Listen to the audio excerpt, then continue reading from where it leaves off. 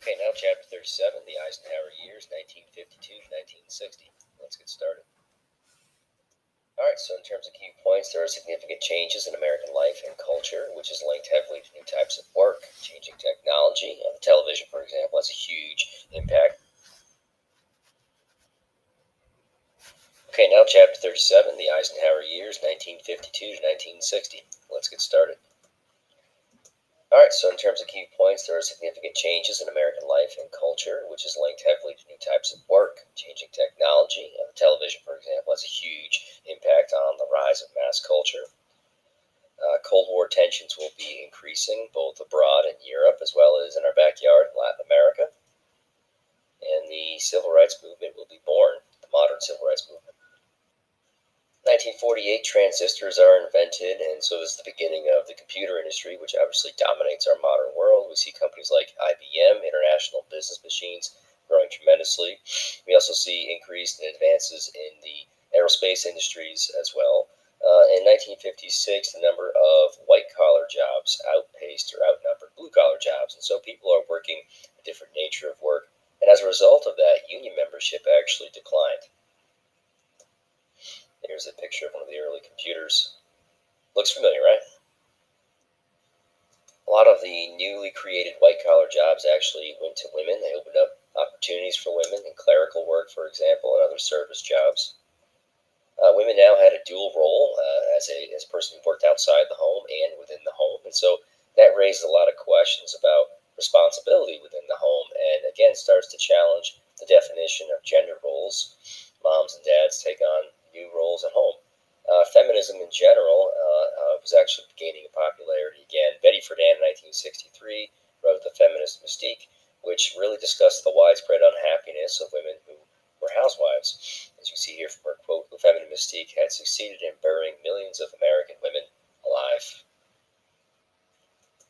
Alright, so much like the 1920s, consumerism is very strong in the 1950s, and a new American culture is emerging of leisure and affluence, and we see some very modern things like plastic credit cards, fast food, and other new forms of recreation really catching momentum.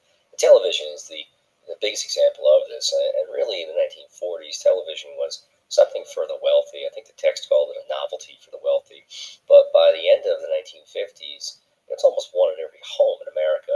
And televisions did add to the increase in popularity of professional sports. It also spilled over to the religious world. You can see televangelists like the Baptist Billy Graham, who just recently passed away, using it to spread Christianity. Popular music was transforming. We have the birth of rock and roll, and of course we credit Elvis Presley for that with his crossover style of music, which actually crossed color lines. It was something that got young people excited and dancing. It was really disliked by their parents, much like jazz in the 1920s. And here is Elvis Presley, of course, widely popular, probably the biggest rock star in his day, and also was very controversial with his dancing. Here is a table to show you that by 1963, for example, in the bottom left, we see 91.3% of American homes with televisions, whereas in 1950 it was just 9%. Okay, 1952, we see the return of the Republican Party to the White House here. Dwight D. Eisenhower, the war hero, was already well liked by the public. He had Richard Nixon as his vice president nominee. They used TV quite effectively to defeat Adlai Stevenson, a Democrat. During the campaign, Nixon went on TV to defend himself against corruption charges, and he delivered the famed Checkers speech. Apparently, he was accused of taking campaign gifts, and he went on TV and said that the only gift that he had taken was his dog Checkers, this Cocker Spaniel, which was now the beloved family dog. July 1953, Eisenhower threatened to use nuclear weapons in Korea, and an armistice was agreed upon after that. The text suggests that the Chinese didn't even realize that he was threatening to use nuclear weapons. But regardless, the Korean War ended in somewhat of a stalemate as Korea remained divided, still at the 38th parallel. Eisenhower's leadership style of sincerity and fairness and optimism, however, helped to comfort the nation after the war. And again, this is sort of similar to the 1920s. I think Americans in this post-war era want to see a somewhat of a return to normalcy. Here is the 1952 election map. You can see Eisenhower in red had national support. Chapter 36, we actually talked about this Red Scare and the fear that the communists had infiltrated. Senator Joe McCarthy of Wisconsin actually is known as the most ruthless of these Red Hunters, and he actually had charged that 205 Communist Party members were being employed by the federal government already, and he could never produce these names, but he certainly liked to tell everybody that he knew that they were there. Americans seemed to like him, though, and liked his tough-on-communist attitude, and they certainly liked Richard Nixon for the same reason. McCarthyism, as it came to be known, thrived throughout the Cold War until 1954, really, when he accused the U.S. Army of being infiltrated by the communists, and the Army McCarthy hearings did lead to McCarthy being labeled as sort of unfit. As you see here, the Senate condemned him for his conduct that was unbecoming of a member. He later died and lost all sort of notoriety and respect from the public. Here it is. Jim Crow laws in the South did segregate blacks from whites. We talked about that already. And it kept them economically and politically inferior in many ways. The Supreme Court in 1950 did start to, I guess, rethink this and challenge this. And they said in this court case of Sweat v. Painter that professional schools for blacks failed to meet the test of equality. But it wasn't until 1954 that the Supreme Court desegregated public schools, and even a decade after that, the vast majority of schools were still segregated in the South. December 1955, Rosa Parks, infamously refused to give up her seat to a white person on the bus in Montgomery, Alabama. And again, there were separate sections for whites and blacks to sit.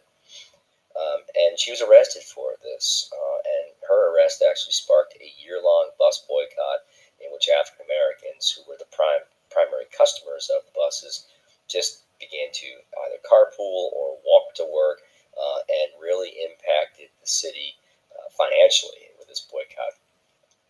Reverend Martin Luther King Jr. also rose to prominence during this bus boycott. Here's an iconic photo you can see of Rosa Parks. And this here, her mugshot, another photo, again used to sort of show how backwards this idea was of segregating people by races. Continuing with the Civil Rights Revolution, again, this is a big part of Period 8. Look at those key concepts in class for sure, but you'll see that there's quite a bit about civil rights. 1946, Truman ended segregation in the federal civil service in order to equality of treatment and opportunity in the armed forces. Supreme Court Chief Justice Earl Warren, however, would really take charge of addressing civil rights for African Americans.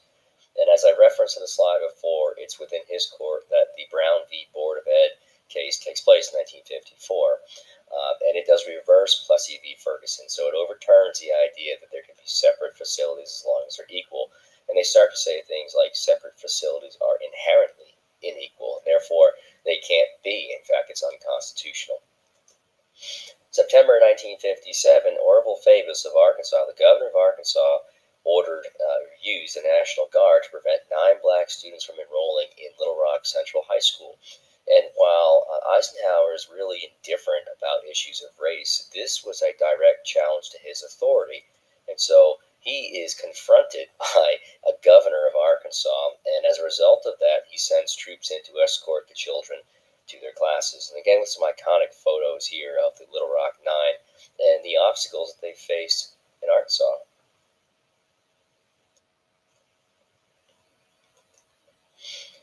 Now, in 1957, the Civil Rights Act is passed. It's the first since Reconstruction. It did a few things. It created a permanent Civil Rights Commission to investigate violations of civil rights, and it authorized federal injunctions to protect voting rights if African American voting rights were in jeopardy. Reverend Dr. Martin Luther King formed the Southern Christian Leadership Conference in 1957, and his goal was to mobilize the power of black churches on behalf of black rights. It was an anchor institution in the South for African Americans, a place where people came together, obviously for a variety of reasons, but it quickly becomes political as well. In February of 1960, we had the first of the sit-ins, where 4 college students in Greensboro, North Carolina, demanded service at a whites-only lunch counter in a Woolworth store. Within a week, the sit-in reached 1,000 students. In April 1960, the Southern Black students formed the Student Nonviolent Coordinating Committee, which is pronounced the SNCC, to give more focus to their efforts. Again, very young, youthful, idealistic movement. Here are those 4 students at the first sit-in. All right, so while it does say that Eisenhower is somewhat socially liberal, keep in mind that he did not do much in the way of civil rights. Financially and politically, he was definitely more conservative. A major goal that he had, was to balance the budget, something he did 3 times during his 8 years in office. Although in 1959 he did incur the biggest peacetime deficit in the history of the U.S. Now, in 1954, amidst concerns that illegal immigration was undermining the Bracero program, of legally imported farm workers, President Eisenhower deported 1 million illegal immigrants in what came to be known as Operation Wetback. Eisenhower also did try to push assimilation on Native American tribes, and they rejected this and refused to comply, and was basically dropped by 1961. Eisenhower also did pass or helped pass the Federal Highway Act of 1956, which created thousands of miles of federally funded highways. If you've ever seen the great American movie Cars, you know that certainly impacted Route 66 and the small towns around that. But it was believed, and probably correctly so, that federal highways like this would not only modernize travel, it would also facilitate, if need be, the mass mobilization of American military forces. 1954, Secretary of State John Foster Dulles proposed a policy of boldness in which a fleet of super bombers would be built and equipped with nuclear bombs. This was called Strategic Air Command, or SAC. And as I said earlier in the presentation, this actually helped facilitate the growth of the commercial airline industry as well. This would allow the U.S., though, to threaten countries such as the Soviet Union and China with nuclear weapons. Again, it's an example of militarism in the arms race and sort of the escalation of the Cold War. At the Geneva Summit Conference in 1955, President Eisenhower attempted to make peace with the Soviet Union and the new dictator, Nikita Khrushchev, who did take over following Stalin's death. Peace negotiations, however, were rejected. There's Khrushchev. And so Vietnam, Cambodia, and Laos at one point were a region called French Indochina. This is a French colonial possession. Obviously, Asia is completely shaken up after World War II with the growth of the Japanese Empire. And following that, the French tried to assume their authority again over Vietnam, who was going to be led by a man you can see here. His name's Ho Chi Minh, who is increasingly becoming communist. And there's a battle that takes place in 1954 between the French and Ho Chi Minh and his forces, called the Battle of Dien Bien Phu. And the Vietnamese rebels were able to defeat the French, possibly largely because the United States refused to intervene. At that point, Vietnam was divided, much like Korea was, this time at the 17th parallel, and Ho Chi Minh would be the leader of the government in the north, which is going to become communist. And in the south, there's a pro-Western government led by a man named Ngo Dinh Diem. Ho Chi Minh was revered by his people. I think they called him Uncle Ho. You can see in this statue here, he's oftentimes shown in photos with children around him. Here he's holding a child. But again, he was certainly seen as the person who was going to bring freedom and independence to Vietnam. All right, back to NATO, something we talked about in Chapter 36 here. 1955, West Germany was allowed to join NATO. 1955, the Warsaw Pact was created. In 1955, also, the Soviets ended the occupation of Austria. And the following year, Hungary rose up against the Soviets, and they had requested aid from the U.S., which was denied, and unfortunately for them, they were slaughtered by Soviet forces. Now, in 1953, the CIA was involved in a military coup that installed a dictator in Iran. Again, we've talked about the concern for the flow of oil and access to it, and again, in Iran, we see similar concerns. Here's that map I showed you the other day. Again, kind of an odd perspective here with the North Pole in the center, but the dark purple you can see is now NATO, and then the dark pink would be the Warsaw Pact. Again, that is the Soviet response to NATO. It's like their reaction to NATO. Okay, President Nasser of Egypt was hoping to build a dam on the Nile River, and he actually asked for funding from both the Soviets and the Americans. Once the United States had learned of Egypt's involvement with the Soviets, the Americans withdrew their offer. At that point, Nasser nationalized the Suez Canal, which previously was owned by the British and the French. So in October of 1956, the French and British attacked Egypt, starting what was called the Suez Crisis. both of these countries, England and France, are forced to retreat as the United States did not provide them with oil. I guess they had thought that similar to during the First World War and Second World War, the U.S. would come to their aid with goods such as oil, but we didn't do that this time around, and they were forced to retreat. 1957, the Eisenhower Doctrine is issued, and it pledges U.S. military and economic aid to Middle Eastern nations that were threatened by communist aggression. And in 1960, OPEC was formed, the Organization of Petroleum Exporting Countries, and you can see here all except for Venezuela, obviously are in the Middle East, but it's Saudi Arabia, Kuwait, Iraq, Iran, and Venezuela who joined together in an organization known as OPEC. And here's where that Suez Canal route is. You can see, like all canals, it will greatly save time and money. Alright, so 1956, Eisenhower again defeats Adlai Stevenson and is elected president for a second time. There were some labor issues at home, mainly with labor unions and corruption, including Jimmy Hoffa, perhaps, and his Teamsters, who did disappear mysteriously, by the way. By 1959, Eisenhower passed the Landrum-Griffin Act, and this was designed to hold labor leaders more accountable for financial illegalities, corruption, for example. October 4th, 1957, Sputnik 1 was launched, and 1 month later, Sputnik 2. And these are Soviet satellites, the first satellites sent into orbit. Sputnik 2 carried the first animal, a dog, into orbit. As a result of that, Eisenhower established NASA, the National Aeronautics and Space Administration, and the National Defense and Education Act was passed, which gave $887 million to students and to schools and facilities for teaching sciences and languages. Here, by the way, is that election map. Again, you can see that Eisenhower had significant support nationally. Here's Sputnik the first. And you might be saying, whatever happened to that dog? Well, I don't know, but here he is, going on his way up. Right, so the United States and the USSR both suspended nuclear tests in 1958. There was concerns about the environmental impact, of these nuclear tests. Also in 1958, Lebanon called for aid under the Eisenhower Doctrine, which we did certainly help Lebanon successfully fight off these communist groups. 1959, Soviet dictator Khrushchev appeared before the UN General Assembly and called for a complete disarmament. In 1960, the American U-2 spy plane, which is a similar plane you can see in the top right-hand side there, was actually shot down over top of Russia. It was there for reconnaissance reasons. The United States denied that, in fact, that there was any spy planes flying overhead, and then the Soviets were able to say, well, we shot down your plane, and here's your pilot, Francis Powers. So at that point, the United States actually had to admit to it. This is a different kind of U-2. Alright, so while the United States was very concerned with Latin America since 1823 or so, it seems as though in the post-war era, Latin America kind of feels kicked aside. They're pretty upset about American intervention, as we see here in Guatemala, with the CIA leading a military coup to overthrow a leftist government, but they feel as though they're not really getting the economic assistance that, say, Europe is. And in 1959, Fidel Castro will lead a successful coup to overthrow the American-supported government in Cuba, and he will adopt communism and, in fact, become a satellite nation for the Soviet Union. Again, so very closely tied to the Soviet Union, influenced by them as well.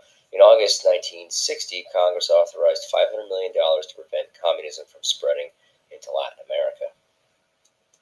Here's Castro. In 1960, Richard Nixon will run for the Republican Party with Henry Cabot Lodge Jr., Woodrow Wilson's old nemesis, right? And he will face John F. Kennedy for the presidential election. Kennedy was a Catholic, he was very wealthy, and he has LBJ, Lyndon B. James, as his vice presidential candidate. Now, Kennedy is going to argue that the Soviets had gained on America's prestige and power, and he can cite things such as Sputnik, for example, to defend that point. Nixon, therefore, has to sort of defend this sort of hard line with communism and the current administration and the policies that were being pursued by Eisenhower. Television, as I said before, is going to be playing a very important role in this presidential election. And you may know that the Kennedys sort of become like royalty for the American people, and this idea of their wonderfully lavish, rich lifestyle is something that Americans aspire to. They're good-looking people, and they are doing fun and exciting things. Kennedy will actually have debates with Nixon, and Nixon looks very much the opposite of Kennedy. And so, in that regard, television again is really having an impact on international affairs and domestic affairs. Kennedy wins the election in 1961. He has support from workers, from Catholics, and African Americans, who, don't forget, have switched their party allegiance from the party of Lincoln to the Democrats. This section of the text it's kind of strange. It really is talking about sort of Eisenhower and the last part of his administration, and it mentions that Alaska and Hawaii become states. And it talks about how people were somewhat critical of Eisenhower for spending too much time golfing and not enough time doing other important things, I suppose. Although we all know that golf is very important, so let's just leave it at that. But in the same section, it also says that Eisenhower he really ingrains the New Deal and Fair Deal programs, at least most of them. And this is a point that I think I made back when we were talking about the Great Depression and the New Deal, is that this is a permanent shift, economically, politically, socially, the way we think about the government and the way we think that the government has this moral obligation. Well, that's sort of permanent, and the Republicans don't, try to take that away after the fact. So it becomes a part of the American political scene or a part of the American political spectrum. All right, so you know me well enough now to know that I don't really know a lot about art and literature, but from the text we hear that New York City, was the art capital of the world. We have artists like Jackson Pollock and his abstract expressionism, who's using sheer emotion in his painting style. Architecture is changing as well, this international style. It's very modernist. Skyscrapers are going to take this new look to it. The Sears Tower, for example, is done in that style. Authors are still writing in a realistic sense to some degree, some of them at least. Ernest Hemingway, The Old Man of the Sea, and John Steinbeck. Also Joseph Heller's Catch-22, which discussed the antics and anguish of American airmen. And here is a very famous painting you may have seen before by Andy Warhol, again to show that the artistic world is certainly unique in the post-war era. Continuing with this theme here, look at Jack Kerouac and his book On the Road. He is a beatnik writer.